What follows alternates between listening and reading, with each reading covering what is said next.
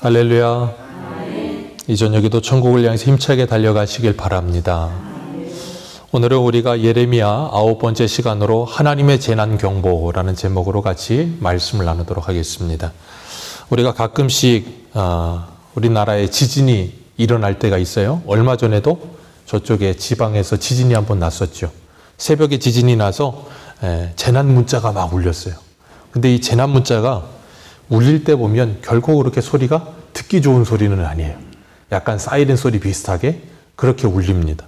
그래서 이 여름에 태풍이 날 때도 태풍이 북상하면 재난 문자가 여러 번 겹쳐서 계속 옵니다. 어디 지나고 있다, 어디 오고 있다. 근데 이 소리가 계속 그냥 일반 문자 소리랑 다르게 이상하게 소리가 사이렌처럼 소리가 나보다니까 그걸 끄고 싶은 생각이 있어요.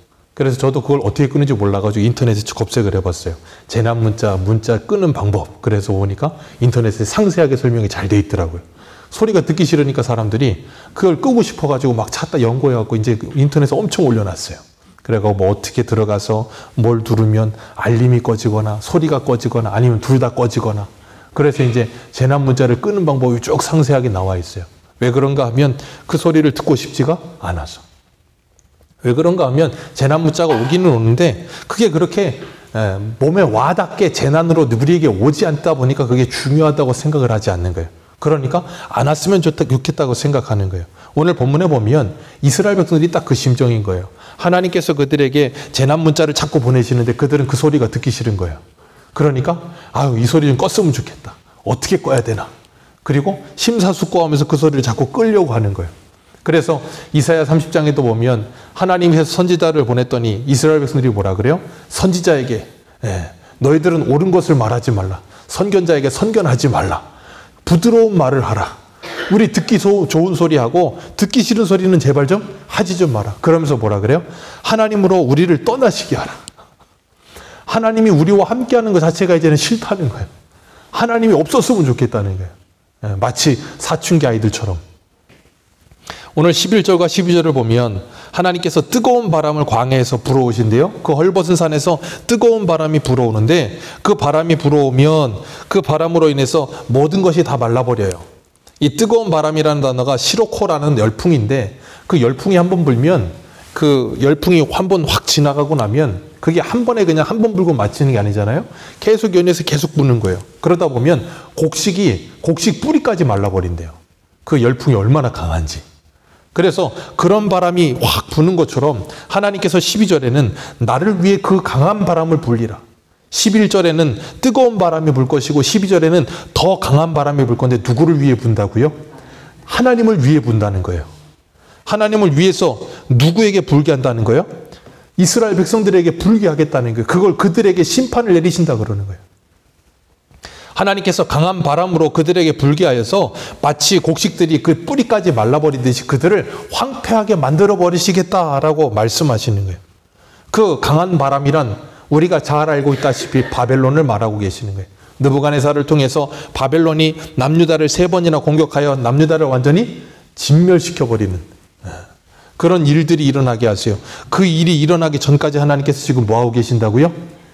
재난 문자를 보내고 계신다고요. 온 국민에게 재난 문자를 보내고 계시는데 그 문자를 담당하는 게 누구예요? 예레미야. 예레미야가 재난 문자를 계속 보내고 있어요. 근데 사람들은 뭐라 그런다고요? 좀 그만 보내지 마. 듣기 싫다 그거예요. 그런 것처럼 하나님께서 그 재난 문자를 계속 보내시는데도 불구하고 그들은 그 소리를 듣기 싫어하고 하나님과 함께하고 싶어 하지도 않고 재난 문자를 듣고 그 하나님의 재난을 준비하려고 하지도 않아요. 하나님께서 왜 재난 문자를 이렇게 하나님께서 경고의 말씀을 주실까? 이유는 하나예요. 우리가 지난 시간에 살펴봤던 것처럼 뭐 하라고요? 돌아오라는 거예요. 돌아와야 살 수 있다는 거예요. 안 그러면 너희들은 어떻게 된다? 하나님의 심판에 의해 진멸당할 것이다. 그러니 돌아오라고 재난 문자를 보내실 때가 아직 기회가 있는 거예요. 심판이 임하면 이런 문자도 이런 경고의 말씀도 임하지 않습니다. 그 심판은 어떻게 와요? 우리 한 군데만 봅니다. 13절 말씀 같이 읽겠습니다. 시작.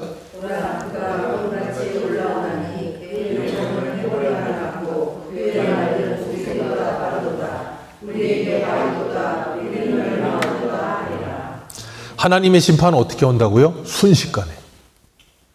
순식간에 옵니다. 순식간에. 우리가 사고를 나도 그렇잖아요. 저도 영종도 처음 내려왔을 때 첫째 낳고서 여기 내려오다가 들어오는 초입의 커브에서 사고가 났었어요. 그래갖고 그 프라이드 전봇대 완전히 그냥 폐차시켰는데 순식간이에요. 이렇게 돌다가 순간 확 도니까 한 3번 부딪히고 기억이 없어요. 그리고 나서 잠깐 기절했다가 깨니까 앞에 막 보면테 연기 막 올라오고 있고 차 터질 줄 알고 겁나서 나오고 그랬는데 순식간에 사고가 나니까 뭐 어떻게 할 겨를이 없더라고요.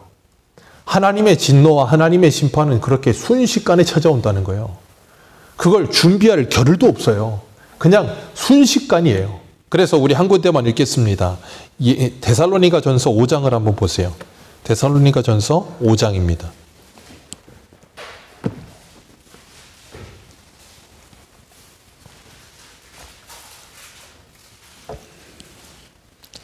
데살로니가 전서 5장 1절입니다.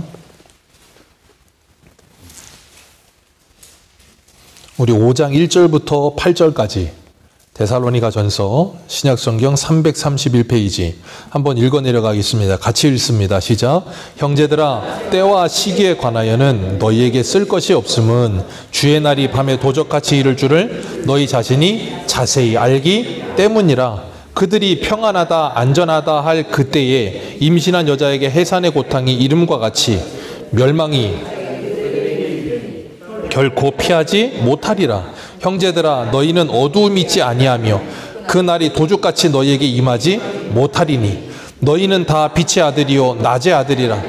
우리가 밤이나 어두움에 속하지 아니하나니 그러므로 우리는 다른 이들과 같이 자지 말고 오직 깨어 정신을 차릴지라. 자는 자들은 밤에 자고 취하는 자들은 밤에 취하되 우리는 낮에 속하였으니 정신을 차리고 믿음과 사랑의 호심경을 붙이고 구원의 소망의 투구를 쓰자. 아멘. 하나님의 재난 문자를 듣고 준비하는 사람들, 그 재난 문자를 듣고 깨어있는 사람들은 그날을 뭐 한다고요? 준비해요. 그런 사람들에게는 그날이 어떻게 임하지 않는다고요? 도적같이 임하지 않는다고요. 갑작스러운 사고처럼 임하지 않는다고요. 왜? 준비되어 있으니까, 대비되어 있으니까. 그러나 그 말씀에 준비되어 있지 않은 사람들 그날이 도적같이 임하게 될 거라는 거예요. 그래서 3절에 그들이 평안하다 안전하다 할 그때에 임신한 여자에게 해산의 고통이 이름과 같이. 저는 이런 경험을 했어요. 저희 넷째를 낳을 때 심사부모가 산부인과를 갔다 왔는데 저랑 같이 가서 의사 선생님이 이제 다음 주에 날 겁니다. 이제 일주일 있다 뵙겠습니다. 그리고 집에 돌아왔어요. 그러면 우리는 당연히 언제 아기가 나올 것 같아요? 다음 주에 나올 것 같아요. 그래서 후배가 이제 멀리서 놀러 왔어요. 그래가지고 후배랑 밥을 먹고 있는데 갑자기 전화가 왔어요. 아기가 나올 것 같다고. 제가 그랬죠. 아니 어저께 가서 의사 선생님이 다음 주에 오라 그랬는데 무슨 아기가 나오느냐고. 아기가 나올 것 같대요. 그래가지고 후배와 함께 같이 산부인과를 갔어요. 그리고 그날 나왔어요. 전혀 생각을 안 했어요. 일주일 있다 온다. 그러니까 적어도 한 4, 5일은 지나야 되겠지. 병원 갔다 온 다음날 그렇게 되더라고요. 갑자기 그런 일이 오더라고요. 그런 것처럼 하나님께서 하나님의 재난이 때 하나님의 심판의 때는 순식간에 임한다는 거예요. 우리가 생각도 못한 순간에. 그렇기 때문에 성도들은 그 날이 언제 올지 압니까? 모릅니까? 몰라요. 그런데 성도는 이 하나님의 말씀을 듣고 뭐 한다고요? 깨어 있는다고요.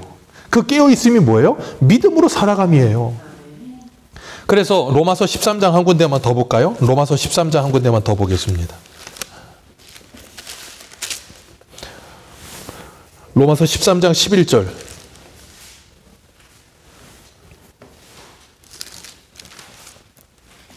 13장 11절입니다. 같이 11절부터 우리 14절까지 읽습니다. 시작.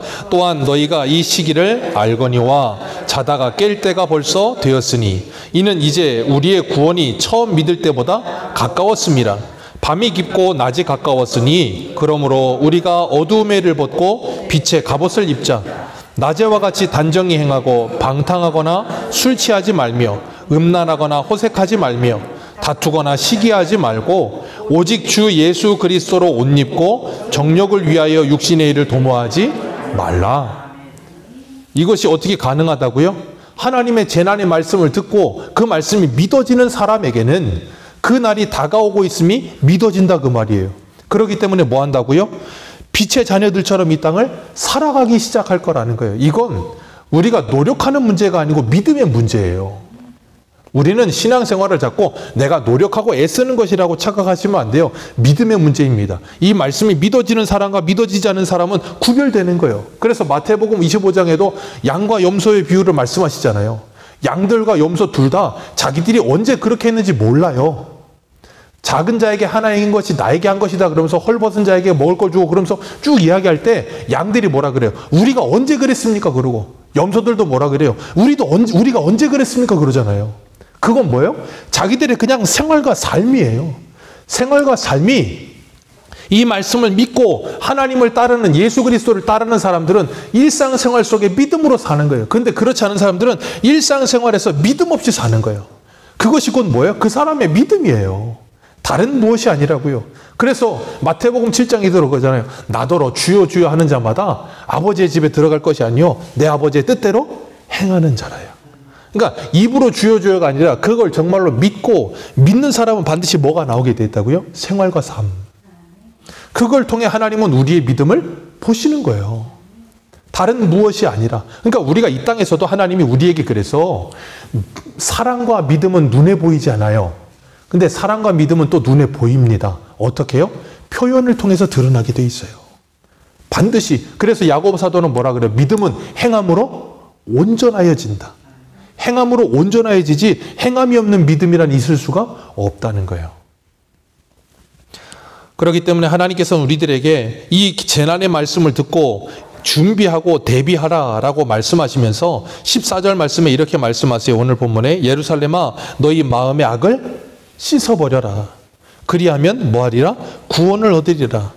내 악한 생각이 내 속에 얼마나 오래 머물겠느냐. 그 말은 뭐예요? 항상 그 속에 마음 속에 생각 속에 악한 생각을 품고 살아온 지가 오래됐다 그 말이에요. 하나님은 하나님의 자녀들이 행복하기를 원하십니다. 하나님은 하나님의 자녀들이 행복하기를 원하세요. 그래서 마태복음에 보면 누가복음도 그렇지만 구하라 찾으라 두드리라. 그리하면 구할 것이고 찾을 것이고 열릴 것이다. 그 다음에 하시는 말씀이 뭐예요? 너희가 악한 아비라도 자녀에게 좋은 것을 줄 줄 알거든 하물며 하늘 아버지께서 너희에게 좋은 것을 주시지 않겠느냐. 그 좋은 것이 뭐라 그랬어요? 성령을 주시리라. 하나님이 우리에게 주시는 가장 좋은 것이 뭐냐면 성령이에요. 성령을 주시면 무슨 일이 일어나요? 우리의 속사람의 변화가 일어나고요. 하나님의 나라가 보여지기 시작하고요. 이 땅에서 영적인 눈이 열려지는 거예요. 그리고 나면 분별력을 가지고 이 땅에서 지옥 같은 삶을 살지 않고 하나님의 나라를 사는 거예요. 하나님은 우리가 행복하길 원하신다니까. 그 행복이 뭐냐면 하나님과 함께 사는 거. 하나님을 사랑하고 이웃을 사랑하며 이 땅에서 지옥 같은 삶을 사는 사람들과는 구별된 하나님의 나라를 사는 거. 그게 그냥 노력하는 게 아니고 그게 아름다운 것으로 보여지기 시작하는 거예요. 그리고 나면 이 일을 버리고 이걸 택하는 거예요. 그래서 제가 늘 말씀드리잖아요. 신앙생활은 금욕이 아니에요. 더 좋은 것을 바라보면서 덜 좋은 것을 내려놓게 되는 거예요. 그래서 하나님께서 이스라엘 백성들에게 뭐하라 그러세요? 네 악을 씻어버려라 라고 말씀하시고 악을 씻으면 구원을 얻으리라 라고 말씀하시는 거예요. 악을 어떻게 씻습니까? 거의 대부분의 많은 사람들이 뭔가 악을 행하면 사람이 처음에는 처음이 어려운 거예요. 사람들 말처럼. 처음이 어렵지 시작이 반이라고. 악도 한 번 시작하면 이미 반은 왔습니다. 그리고 반이 왔기 때문에 한 번이 두 번 되고 두 번이 세 번 되면서 반복되다 보면 죄를 짓는 게 더 이상 죄책감이 들질 않아요. 영적으로 무뎌져 버려서 이 에베소서의 표현대로라면 감각 없는 자가 돼버려요. 그러니까 우리가 뭔가 죄를 지었을 때 사람은 믿지 않는 사람이라 할지라도 무슨 죄를 지으면 사람이 양심이라는 게 어긋나고 거스러지는 양심이라 할지라도 작동을 해서 찔림이라는 게 있어요. 그러면 어떻게 돼요, 사람이? 그 죄를 지었기 때문에 뭔가 그 죄를 해결하고 싶어진다고요. 그러니까 뭐 하냐면 자기가 뭔가 하나를 잘못하잖아요. 그럼 뭔가 하나를 잘하는 일을 하려고 그래요. 그래서 1 더하기 1은 이제 제로가 돼서 퉁을 치려고 그래요. 자꾸 이 전문 용어로. 그러니까 천주교도 이제 신부에게 가서 고해성사를 하면 신부가 어떤 죄를 지었다 그러면 항상 뭘 해줘요? 그에 맞는 보석을 하게 하죠. 그래서 보석교리라는 게 있잖아요. 너 이거 해 그러면 그 죄 없어지는 거야 라고 말한다고요. 그러니까 뭐 내가 이런 죄를 졌습니다. 그러면 봉사 몇 시간 아니면 뭐 뭐 헌금 얼마 그런 걸 딱 정해줘요. 그러면 그걸 하면 그 선을 하면 이 악이 없어지는 게 되는 거예요. 얼마나 좋습니까?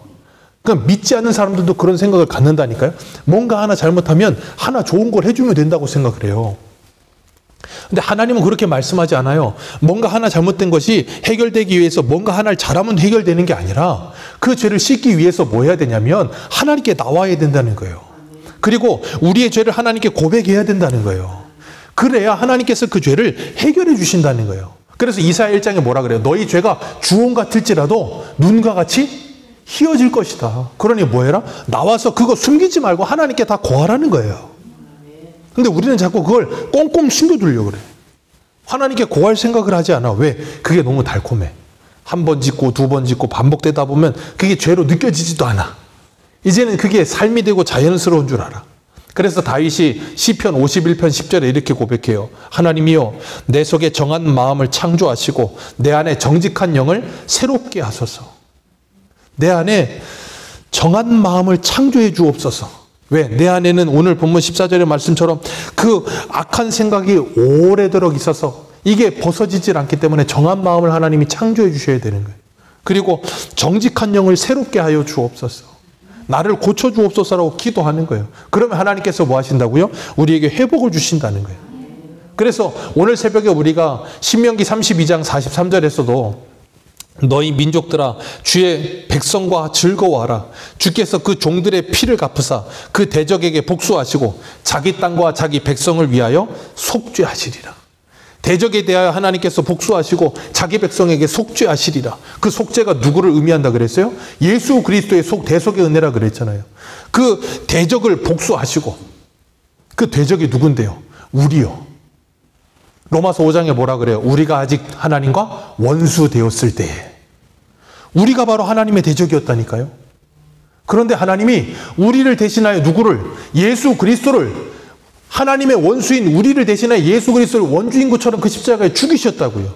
그리고 그 예수 그리스도를 부활시키시고 그 예수를 믿는 우리를 뭐 하셨다고요? 의롭다 칭해 주셨다고요. 그래서 우리를 속해 주시고 우리를 의인 만들어 주시고 하나님의 자녀 삼아 주신 거예요. 그 하나님의 용서하심의 은혜를 받는 게 곧 하나님의 능력이에요. 그래서 예수 그리스도의 보혈로만 우리의 죄가 씻겨지는 겁니다. 다른 무엇으로 안 씻어집니다. 그래서 사람들은 자꾸 우리의 죄를 뭔가로 씻어보려고 노력을 해요. 근데 아무리 노력을 해도 안 씻어져요. 문제가 해결이 되질 않아. 그게 인간이에요. 그래서 우리는 예수 그리스도가 필요한 거예요. 그런데 사람들이 이 눈에 보이지 않는 이 죄를 씻어내야 되는데 씻으려고 들질 않아. 우리가 눈에 보이게 내 손이나 몸에 더러운 게 묻으면 우리는 누구나 다 청결의 은사와 하나님을 닮은 거룩함이 우리에게 있어서 더러운 거 있으면 씻고 싶지 더러운 거 그냥 내버려 두고 싶지 않습니다. 그래서 매일 아침에 세수하시죠. 아니, 자고 일어났는데 뭐 그렇게 더럽다고 세수를 합니까? 근데 우리는 매일 아침 세수를 해요. 밖에 나갈 때. 그리고 나갔다 돌아오면 샤워도 하고요. 옷도 갈아입고요. 우리가 굉장히 깔끔한 민족입니다. 굉장히 깔끔한 사람들이에요. 중국 분들은 잘 안 씻어요. 요즘은 덜하지만 중국에 이렇게 외지에 계시는 분들은 그분들은 아직도 1년에 몇 번 목욕을 안 해요. 정말로 그래요. 아직도. 그게 더러운 게 아니에요. 그 사람들의 생활이 그런 거예요. 생활 자체가 그런 거예요. 근데 그걸 더럽다고 생각을 안 해요. 근데 우리는요. 한 이틀, 3일만 샤워를 안 해도 뭐라 그래요? 아우, 더러워, 좀 씻어. 그러잖아요. 우리는 그런다고 왜? 매일 씻는 게 당연하다게 돼 있어요. 우리는 너무 잘 살아서. 하나님이 우리에게 얼마나 큰 복을 주셨어요. 매일 씻으면서 우리 죄 좀 보라는 거예요. 근데 우리는 매일 씻고 손을 씻고 뭐 온갖 다 하고 그냥 소독도 하고 다 하는데 우리의 속은 잘 안 보여. 그러니까 정기적으로 속을 보잖아요. 요번에도 종합검진하는데 내시경을 했어요. 힘들더라고요. 이게 수면 안 하고 막 집어넣으니까 너무 괴로운데 넣어가지고 그냥 막 후들러요. 그냥 자꾸 후들르면서 뭐 보고 또 뭐 이렇게 뭐 좀 이상한 것 같으면 띄어내서 이거 보라고 사진까지 찍어. 저는 의사 아니면 제 위를 볼 수 있는 일이 평생 없습니다. 어떻게 봅니까? 의사가 막 찍어갖고 보여줘. 이렇고 저렇고 하면서 내 내장기관을 다 보여줘. 1년, 나라에서 2년에 한 번씩 검사를 해줘. 얼마나 감사합니까? 그래서 건강 챙기라고. 하나님이 그걸 보면서 우리한테 뭐라는 거냐면 좀 너희들도 너희 속을 보라는 거예요. 우리가 나이 먹는다는 게 참 은혜이고 복인 줄 믿습니다. 왠 줄 아세요? 보이지 않던 걸 보기 시작하거든요. 젊을 때는 내시경 검사 안 합니다. 죽어도 안 합니다. 젊을 때는 내장기관의 건강 1도 생각 안 합니다. 젊을 때는 뭐의 건강만 생각해요?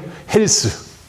그래서 이 몸을 근육질이나 S라인 만드는, 나이가 중년 이상 되면 헬스고 S라인이고 필요 없습니다. 내장기관이 건강하기만 하면 돼. 내장기관이 튼튼하고 건강하기만 하면 사람이 장수할 수 있다는 생각을 가지니까 외형이 건강하지 않아도 괜찮아. 그런 생각을 갖는다고요. 그러다 보니까 사람이 이 내장기관, 내면에 대해서 생각을 하는 게 나이가 먹어서 생각을 하기 시작해요. 젊었을 때 잘 생각 안 합니다. 그냥 살지. 하나님이 우리가 나이 먹어가면서 그런 우리의 내면을 바라보게 하시는 것처럼 우리의 영혼의 모습도 바라보게 하시려고 그런 것들을 보여주시는 거예요. 근데 그걸 보지 못하면 우리는 자꾸 영적인 소경이 돼요. 계시록에 보면 라오디게아 교회가 나오잖아요. 그 라오디게아 교회가 그랬어요. 외형만 보지 내면을 볼 줄 모르는 거예요. 그래서 계시록 3장 17절에 내가 말하기를 나는 부자라 부요하여 부족한 것이 없다 하나 내 곤고한 것과 가련한 것과 가난한 것과 눈먼 것과 벌거벗은 것을 알지 못하는도다. 내가 너를 권하노니 내게서 불로 연단한 금을 사서 부요하게 하고 흰옷을 사서 벌거벗은 수치를 보이지 않게 하고 안약을 사서 발라 보게 하라. 안약을 사서 발라서 좀 봐라.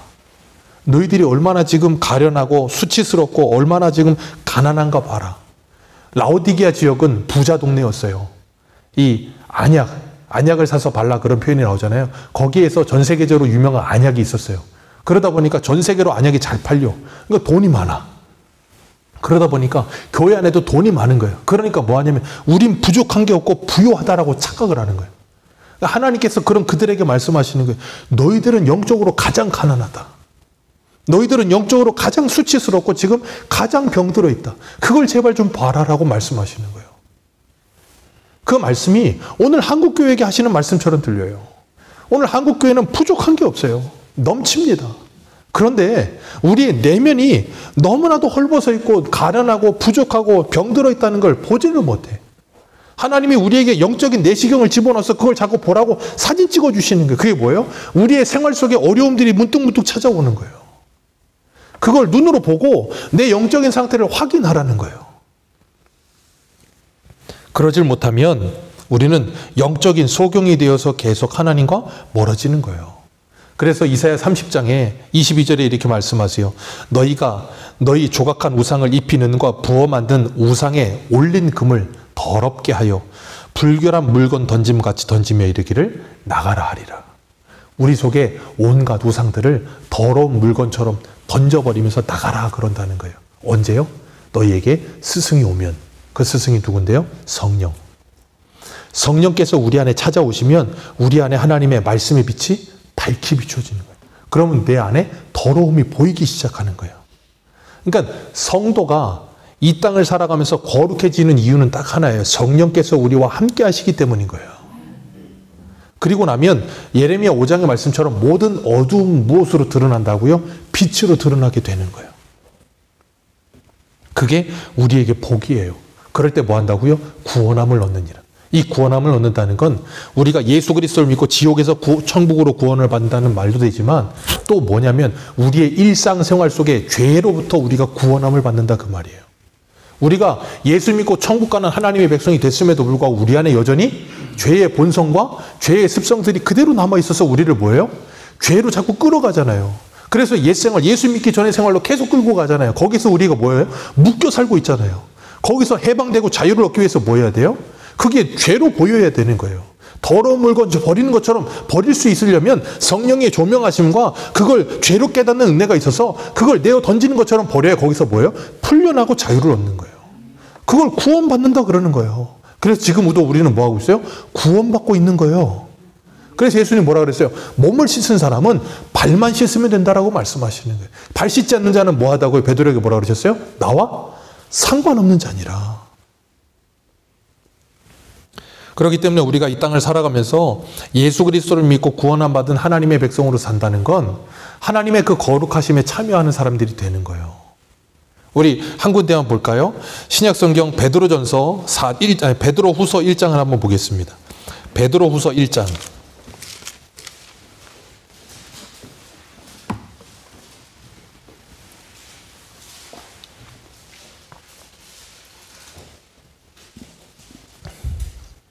베드로후서 1장입니다. 1장열이 4절부터 한번 읽어 내려가 보겠습니다. 베드로후서 1장 4절. 우리 4절부터 같이 읽습니다. 시작. 이로써 그 보배롭고 지극히 큰 약속을 우리에게 주사 이 약속으로 말미암아 너희가 정욕 때문에 세상에서 썩어질 것을 피하여 신성한 성품에 참여하는 자가 되게 하려 하셨느니라. 그러므로 너희가 더욱 힘써 너희 믿음의 덕을, 덕의 지식을, 지식의 절제를, 절제의 인내를, 인내의 경건을, 경건의 형제 우애를, 형제 우애에 사랑을 더하라. 이런 것이 너희에게 있어 알기에 게으르지 않고 열매 없는 자가 되지 않게 하려 하느니와 이런 것이 없는 자는 맹인이라. 멀리 보지 못하고 그의 옛죄가 깨끗하게 된 것을 잊었느니라. 그러므로 형제들아 더욱 힘써 너희의 부르심과 택하심을 굳게 하라. 너희가 이것을 행하여 언제든지 실족하지 아니하리라. 이같이 하면 우리 주 곧 구주 예수 그리스도의 영원한 나라에 들어감을 넉넉히 너희에게 주시리라. 아멘. 이같이 하면, 그러시면서 뭐라 그래요? 이런 것이 없는 자는 9절에 맹인이라. 그러면서 뭐라 그래서 8절에 우리 주 예수 그리스도를 알기에 게으르지 말고 열매 없는 자가 되지 않게 하라. 그 열매가 무슨 열매인데요? 4절에 보니까 신성한 성품에 참여하는 자. 옛날 성경에는 신의 성품에 참여한 자라는 표현을 썼어요. 그 말은 뭐예요? 하나님의 성품을 본받는 자. 그게 뭔데요? 성령의 열매들. 이런 성령의 열매들을 우리가 풍성에 맺어가는 삶을 살아가는 게 뭐라고요? 하나님의 자녀됨. 이것이 뭔데요? 아름다움. 하나님의 아름다움을 보면서 성도가 그 아름다움에 매료되어서 그걸 따라가는 자가 되는 거예요. 그런 자는 뭐 한다고요? 11절에 우리 주 예수 그리스도의 영원한 나라에 들어감을 넉넉히 너희에게 주시리라. 이건 뭘 말씀하시는 거예요? 이 말씀이 하나님의 음성으로 들려지고 그 말씀을 믿어 그 영광스러움을 바라보면서 뭐예요? 그를 따라가게 되는 자. 그걸 말씀하시는 거예요. 그렇기 때문에 우리가 예수 그리스도를 믿고 우리가 이 땅에서부터 영적인 눈을 뜬 하나님의 사람들로 살아가게 될 때 우리는 이 세상에서 아름다움이라고 하는 것보다도 더 아름다움이 뭔지를 알게 되는 사람들. 그걸 정말로 알게 되는 사람들. 그래서 이 세상의 사람들이 보지 못하는 것을 보며 살아가는 거예요. 그러면서 우리는 뭐예요? 우리의 속사람을 깨끗이 하는 거예요. 어떻게 해요? 예수 그리스도의 십자가의 은혜로 말미암아. 그 보혈을 의지하여 날마다 회개함으로 깨끗함을 얻고, 주님께서 마태복음 5장에 말씀하시는 것처럼 팔복에서 뭐라 그러세요? 마음이 청결한 자는 복이 있나니 저희가 하나님을 볼 것이며. 이 땅에서부터 그렇게 우리 안에 있는 모든 더러운 것들이 얼마나, 너희들이 오랜 그 생각들을 언제까지 가지고 있을래? 그걸 씻어버려라. 주님께 돌아와라. 그 말씀을 듣고 주님께 돌아와서 씻음받은 그들은 뭐 한다고요? 하나님을 보면서 하는 거예요. 신명기에 하나님께서 뭐라 그러셨어요? 우상 숭배하는 그들에게 하나님이 뭘 감추신다 그랬어요? 하나님의 얼굴을 감출 것이라. 하나님의 얼굴을 감출 것이라. 그러나 마음이 청결한 자는 그 하나님의 얼굴을 보리라. 그리고 이 땅에서부터 뭐예요? 그 하나님과 함께 사는 거예요. 그게 뭔데요? 천국. 그게 영생. 그러니까 이 땅에서 그걸 경험하는 사람들은 뭐 한다고요? 영원한 나라의 완전한 그 천국을 사모하는 거예요. 그러니까 여기서 그 천국을 경험하지 못하는 사람들은 그 영원한 나라의 하나님의 영광스러운 나라의 그 즐거움과 기쁨에 대한 사모함이 없어요. 그러니까 교회 다니면서 또 내가 하나님의 은혜를 받고 하나님의 얼굴을 바라보며 하나님과 관계 속에서 샬롬을 누리며 사는 사람들은 천국에 대한 소망이 풍성해져요. 그런데 그러지 않고 신앙생활을 한다고 하는데 하나님과 동행함도 없고 하나님과 관계 회복도 없고 자꾸 우리 안에 두 마음을 품고 죄악된 것들이 가득한 상태로 계속 살면서 그냥 하나님과 관계는 비즈니스의 관계로만 있는 사람들은 천국에 대한 열망과 소망이 없다니까. 그게 무슨 상관이야? 이 땅이 좋은데 이 땅에서 누리고 사는 것만을 위해 살지 하나님의 나라에 대한 소망이라고 하는 건 그래서 로마서 8장에 뭐라 그래요? 우리가 구원을 받는데 어떻게 구원받는다 그랬어요? 소망 가운데 구원을 받느니라. 보이는 것은 소망이 아니니 보이지 않는 것을 소망하는 자는 믿음으로 견디며 인내함으로 그 소망 가운데 구원함을 받느니라. 그렇기 때문에 우리가 정말 하나님의 말씀을 믿게 되는 사람들은 믿음, 소망, 사랑이 우리 안에 아름답게 열매 맺는 거예요. 믿음으로 하나님의 나라를 소망하게 되고 하나님을 사랑하면서 이 땅에서 뭐예요? 이웃을 사랑함으로 살아가면서 하나님의 나라를 이루어가는 거예요. 그래서 하나님의 나라는 상함도 해됨도 없는 나라. 그 하나님을 물이 바다 덮음 같이 하나님을 알게 되면 그 하나님의 나라를 꿈꾸게 되면서 다른 사람을 물지 않고 다른 사람을 해하지 않고 그를 사랑으로 섬기면서 살게 되는 나라. 이 땅에 그 나라를 꿈꾸며 기도하고 그 나라가 이루어지기를 바라면서 말씀에 순종하고 그게 성도의 기도요 생활이어야 되는 거예요. 그래서 성도가 가는 곳마다 아브라함에게 주신 것처럼 복의 통로가 되어 하나님의 복이 흘러가는 거예요. 그런데 우리가 가는 곳마다 하나님의 나라를 만들지 않고 가는 곳마다 막 지옥을 만들어. 여기를 가도 지옥 만들고 여기를 가도 지옥 만들고 막 그냥 자, 그럼 우리가 어떻게 하나님의 나라를 보여줄 수 있겠어요? 그렇기 때문에 하나님께서는 히브리서에 말씀하시는 것처럼 우리 안에 있는 그 쓴뿌리를 뭐하라 그러세요? 좀 뽑아버려라. 그 쓴뿌리를 뽑아버려야 된다는 거예요. 그 쓴뿌리를 뽑지 않으면 우리가 하나님의 나라를 보여줄 수 없다는 거예요. 그래서 히브리서 12장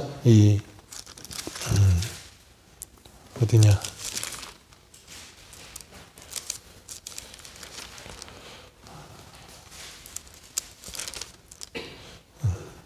갑자기 지금 생각이 안 나는데 하나님께서 히브리서 11장인가 12장에 그런 말씀하시죠.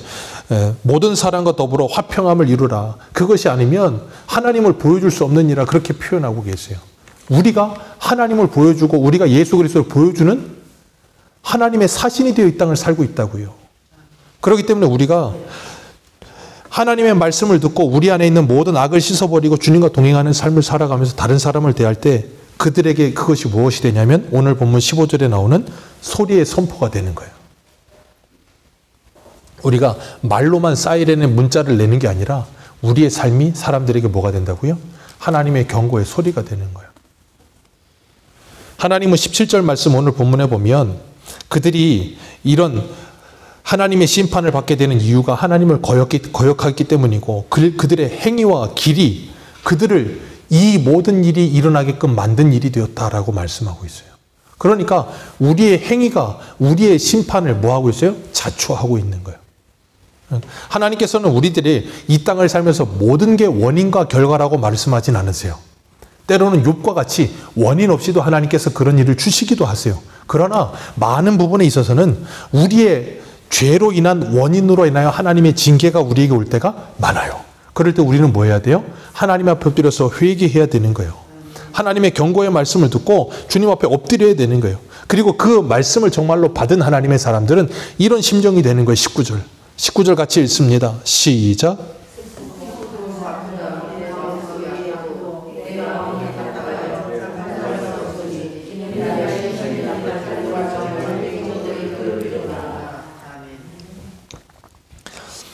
슬프고 아프다. 마음이 아프고 답답하다. 잠잠할 수가 없다. 우리는 가정에서 이런 일을 자주 경험하시죠.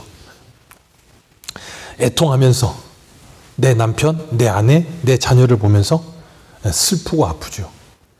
하나님의 이 경고의 말씀, 진리의 말씀을 듣는 것보다 듣는 것도 당연하지만 그것이 아니라 내 남편이 신앙의 문제를 떠나서 다른 문제에 있어서도 잘못된 길로 가고 있을 때 우리는 뭐해요? 잔소리를 하죠. 우리 자녀가 곁길로 가고 있을 때 우리는 뭐합니까? 잔소리를 합니다. 어떤 마음으로요? 슬프고 아프고 답답한 마음으로. 그걸 담아 잔소리를 합니다. 그러면서 그들이 그 잘못된 길에서 돌이키기를 원하는 거예요. 그러니까 우리가 믿지 않는 사람들도 이 19절의 마음을 우리가 채우라면서 한다니까요. 그런데 우리가 예수를 믿고 신앙 안에 들어오게 되면 세상적인 일로서 그런 애통함과 아픔으로 가지고 있던 그것이 이제는 영생의 문제로 오는 거예요. 세상적인 문제는 더 이상 슬픔과 아프면 잠시 슬프고 아플 수도 있겠지만 그건 더 이상 그 문제는 뛰어넘게 되는 거예요.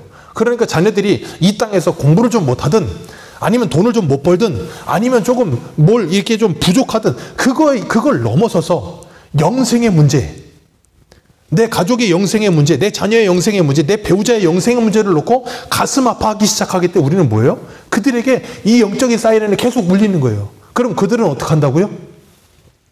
제발 어떻게든 저 사이렌 소리를 끌 수 있는 방법이 뭐가 있을까?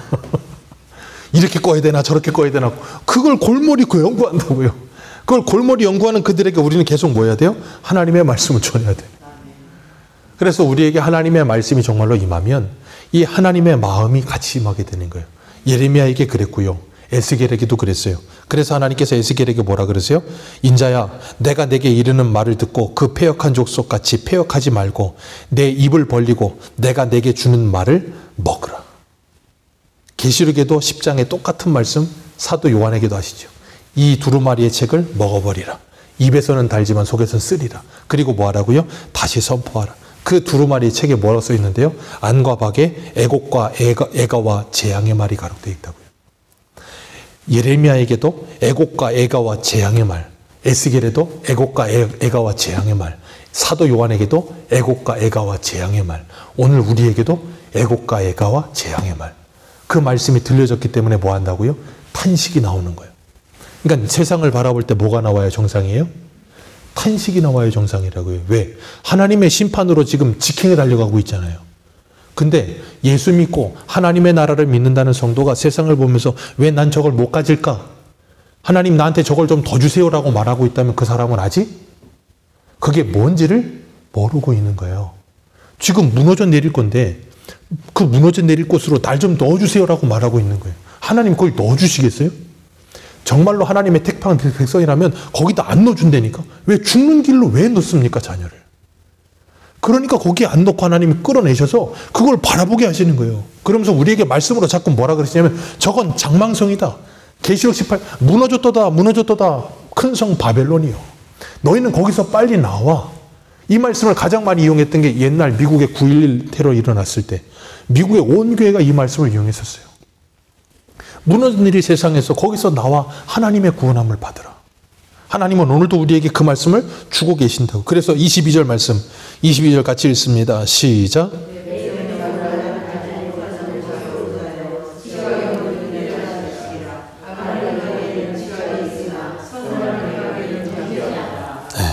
악을 행하기에는 지각이 있으나 선하기에는 무지하도다. 오늘날 이 세상이 그렇잖아요. 악 행하는 데는 지각이 뛰어납니다. 죄 짓는 데는 정말로, 요번에도 보니까 어떤 사람은 무슨 대마초를 집에 베란다에다가 키웠대. 참 기발합니다. 기발해. 죄 짓는 데는 마음과 생각과 뜻을 다하여 목숨을 다하여 죄를 짓습니다. 자원하여 죄를 짓습니다. 근데 하나님의 백성이 된 사람들은 뭐 한다고요? 마음과 생각과 뜻을 다하여 하나님을 사랑하며 선을 행하기 위해 달려가는 거예요. 어떻게 해요? 성령에게 이끌려서. 그래서 로마서 16장 19절에 사도 바울이 이렇게 말해요. 너희 순종함이 모든 사람에게 들릴지라. 그러므로 내가 너희로 말미암아 기뻐하노라. 너희가 선한 데는 지혜롭고 악한 데는 미련하기를 원하노라. 우리는 악한 데는 지혜롭고 선한 데는 미련한데 이제는 성령 안에서 선한 데 지혜롭고 악한 데 미련하기를 원한다. 그리고 그 하나님과 함께하면서 하나님의 경고의 말씀을 정말로 들었다면 이제는 그 경고를 전하라. 입으로 전하고, 입으로 전하는 게 싫어진다면 우리의 삶으로 전하고. 그래서 베드로전서 3장에 뭐라 그래요? 너희의 착한 행실을 보고 그 남편들이 돌아오게 될까 어찌 알겠느냐. 여러분의 하나님의 영적인 재난의 문자는 입으로만 가지 않습니다. 여러분의 마음으로도 삶으로도 그들에게 가게 될 줄로 믿습니다. 우리 가족들에게, 우리 이웃들에게 정말 19절의 예레미야의 탄식의 마음이 임하여서 정말 애통하는 마음으로 주님 앞에 엎드려 기도하며 내 영적인 상태와 내 가정과 내 교회와 나라를 위해 기도할 수 있는 복이 있으시기를 축복합니다. 기도하겠습니다.